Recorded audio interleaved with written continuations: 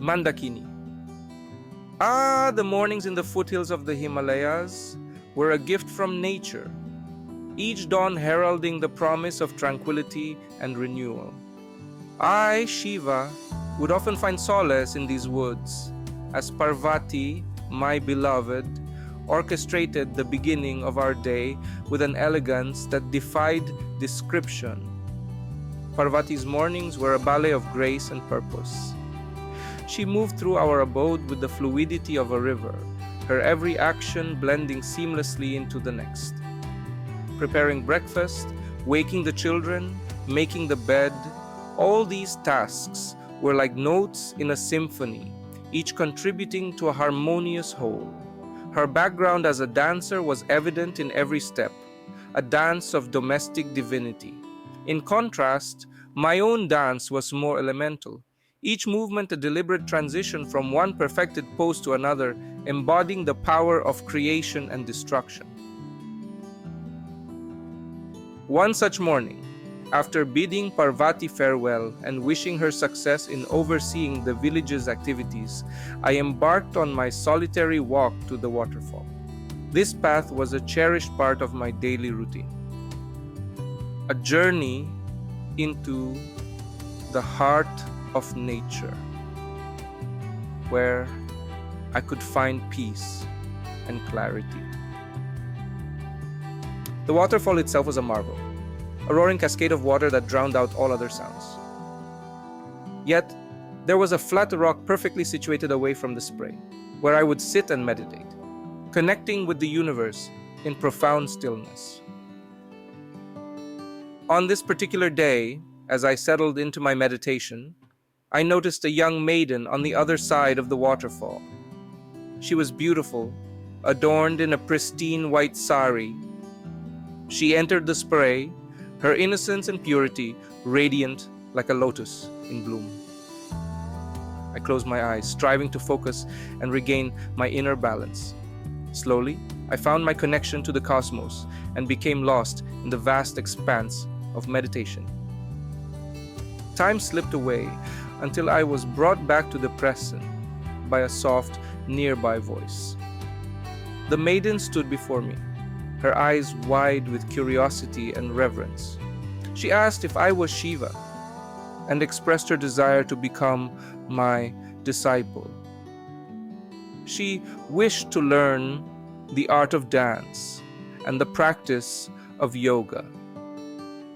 Her request amused me, for she was as pure and untainted as a fresh blossom, seemingly unaware of the power of her own femininity. I asked her to return later, needing time to consider her request and desiring to consult with Parvati about this unexpected turn of events. Inwardly, I marveled at the serendipity of the encounter. The universe had a way of weaving unexpected threads into the fabric of existence, and I was eager to see what new patterns would emerge. For now, I would return to my meditation, contemplating the lessons this day had brought and anticipating the wisdom Parvati would surely offer when we discussed this new disciple.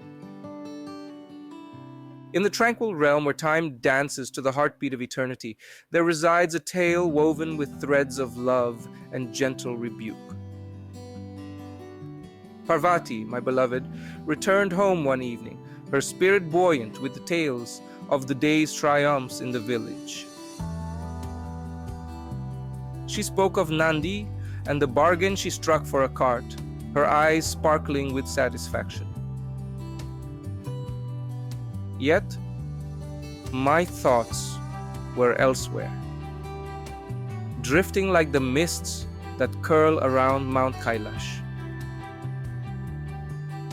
Earlier that day, at the waterfall's embrace, a maiden named Mandakini had approached me with a request.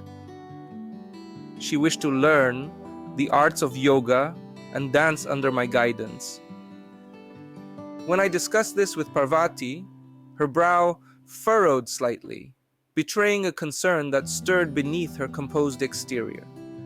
She deftly arranged the groceries, boiled the milk for the next day, and retired to rest, a veneer of calm masking the thoughts that churned within.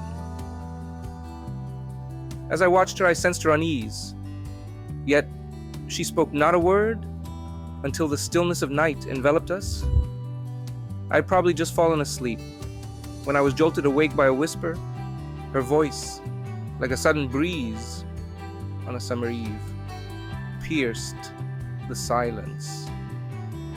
How long has she been coming to the falls for a bath? Her query was sharp, cutting through the veil of my thoughts.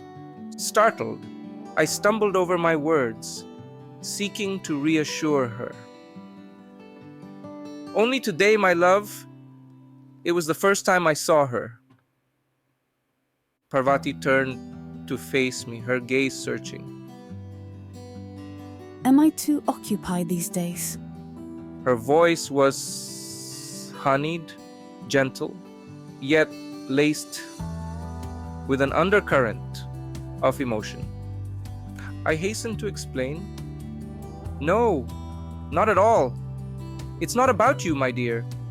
It's merely a matter of her wish to learn. Her eyes softened, yet her words carried a weight. Since when have you become interested in others, dear Shiva? I have always known you to be aloof of the world. Am I not your world? I nodded solemnly, understanding the depth of her concern.